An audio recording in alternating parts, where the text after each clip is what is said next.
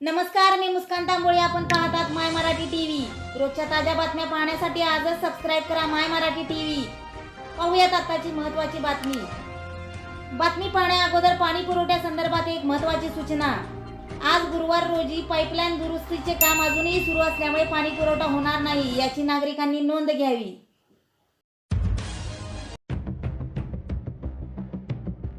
Doctor Atul Bhosale यांची उपमुख्यमंत्र्यांकडे 6,38,00,000 निधीची मागणी. नामदार देवेंद्र फडणवीस यांच्याकडून प्रशासनाला तात्काळ कार्यवाहीच्या सूचना.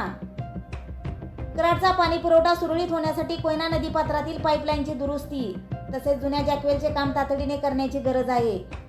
या दुरुस्ती कामासाठी 6,38,00,000 निधी उपलब्ध व्हावा, अशी भाजपाचे प्रदेश कार्यकारिणी सदस्य डॉक्टर अतुल बाबा भोसले यांनी राज्याचे उपमुख्यमंत्री नामदार देवेंद्रजी फडणवीस यांच्याकडे केली आहे.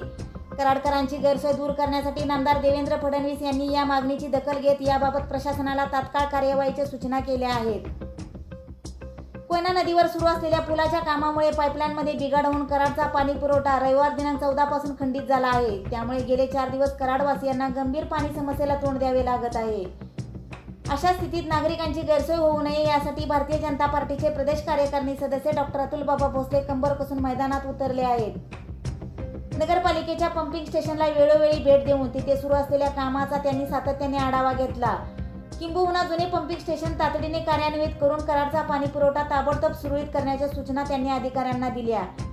याशिवाय कृष्णा समूहाच्या माध्यमातून गेल्या 4 दिवसात 20 टँकरद्वारे शहरात ठिकठिकाणी लाखो लिटर पाण्याचा पुरवठा सुरू केला आहे. त्यामुळे शहरवासियांना दिलासा मिळाला आहे. दरम्यान कराडचा पाणी पुरवठा सुरळीत होण्यासाठी पर्यायी व्यवस्था म्हणून जलशुद्धीकरण केंद्रातील जुने जॅकवेल सुरू करण्याचे काम नगर परिषदेकडून युद्ध पातळीवर सुरू आहे. पण सदरचे काम पूर्ण होण्यास विलंब लागणार आहे. तसेच जुने जॅकवेल 7 वर्ष बंद अवस्थेत होते, त्यामुळे ते सुरू झाले तरी मुबलक पाणी पुरवठा होण्याची शक्यता कमी आहे.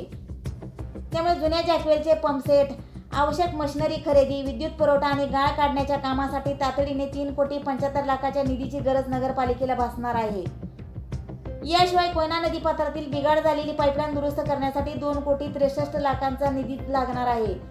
त्यामुळे कराड शहराचा पाणी प्रश्न मार्गी लावण्यासाठी एकूण 6,38,00,000 निधी उपलब्ध करून द्यावा, अशी मागणीचे पत्र त्यांनी राज्याचे उपमुख्यमंत्री नामदार देवेंद्र फडणवीस यांना आज दिले. कराडमधील या पाणी समस्येची तीव्रता लक्षात घेऊन डॉक्टर भोसले यांच्या पत्राची दखल घेत नामदार फडणवीस यांनी याबाबत प्रशासनाला तात्काळ कार्यवाही करण्याच्या सूचना दिल्या आहेत.